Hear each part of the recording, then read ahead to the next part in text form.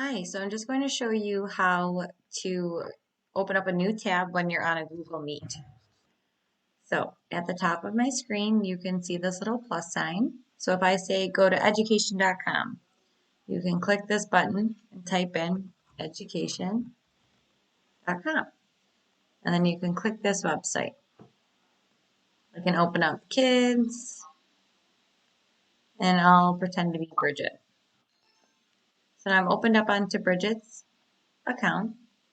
And I want to be able to see all of you. So what I can do is I can press Alt on my keyboard and then the brackets, or I can simply go like this.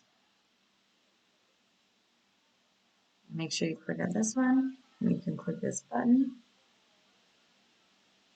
and you just kind of drag it, and then I can play my math game, and I can still see my class. So that's how you open up a new tab.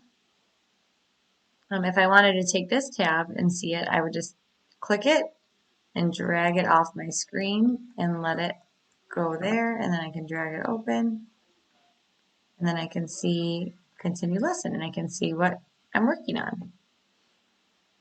And that's all. That's how you split the screen, and that's how you open up a new tab.